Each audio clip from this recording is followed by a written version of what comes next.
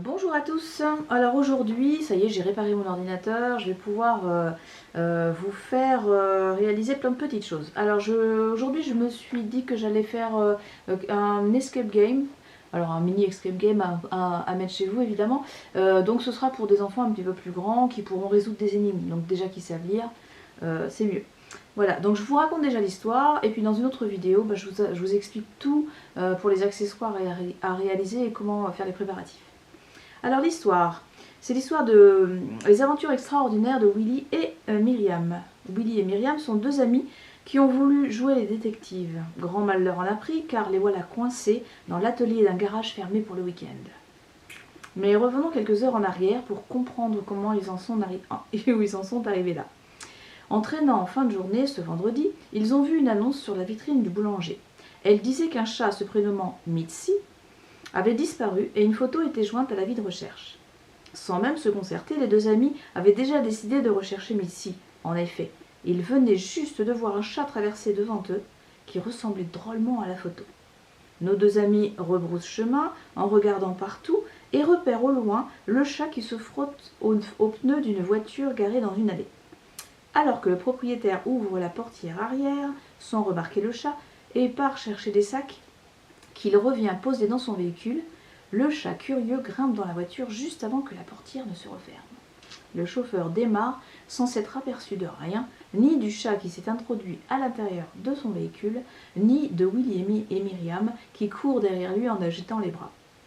Le véhicule est déjà au bout de la rue, mais Willy a noté le début de la plaque d'immatriculation et Myriam a juste noté les 2 derniers chiffres.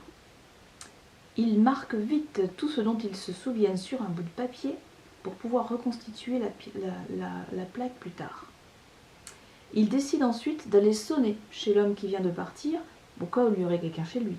Malheureusement, personne ne répond. Mais le voisin leur dit d'un ton jovial « Personne ne va vous ouvrir. C'est moi qui m'occupe de cette maison durant 2 semaines. Mais nous avons besoin de parler à l'homme qui vient de partir. Il a dans sa voiture... » L'homme leur coupe la parole en précisant « Dans ce cas, dépêchez-vous. » Il passe laisser sa voiture au garage, ensuite il prend le taxi pour la gare. Le seul garage de la ville n'est pas très loin. Nos deux amis remercient le voisin et se mettent à courir. Ils arrivent devant la barrière du garage, entrent dans l'immense atelier pour voir si la voiture est bien là. La plupart des voitures sont cachées sous des bâches. On ne voit que leur plaque d'immatriculation et il y en a beaucoup. Soudain, les jeunes entendent une porte qui claque et des voix qui s'éloignent. Ils n'ont pas le temps de courir. La porte de l'atelier est verrouillée et le personnel est parti pour le week-end. Personne ne les avait vus entrer. Ouh! Grâce aux 2 numéros de plaque qu'ils ont, les 2 apprentis enquêteurs soulèvent la bâche de la bonne voiture. Malheureusement, celle-ci est fermée à clé. Willy sort son téléphone pour appeler sa maman, afin qu'elle ne s'inquiète pas et pour qu'elle trouve quelqu'un qui pourra leur ouvrir. Il appelle ensuite le numéro qui était inscrit sur l'avis de recherche. La maîtresse qui leur répond est soulagée qu'on ait retrouvé son chat, mais effrayée à la fois de le savoir enfermé dans une voiture. Son petit Mitzi est diabétique et en cas de stress est encore davantage soumis à un risque de crise.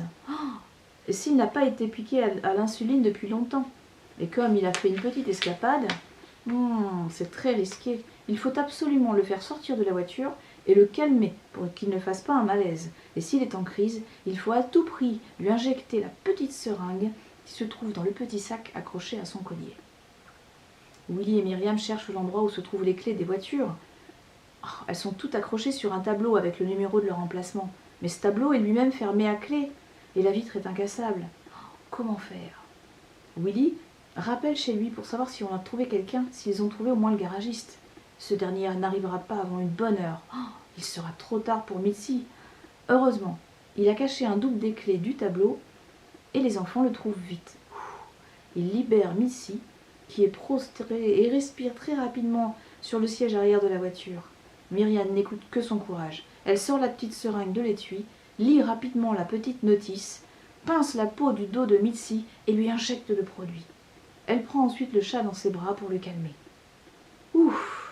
Petit à petit, la respiration de Mitzi se fait plus calme et lorsque les portes du garage s'ouvrent enfin devant le garagiste et la maîtresse de Mitzi, ce dernier est en train de ronronner sur les genoux de Willy, les 2 ados sont assis sur un tas de pneus et se racontent des histoires pour passer le temps.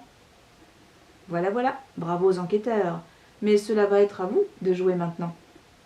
À tout à l'heure.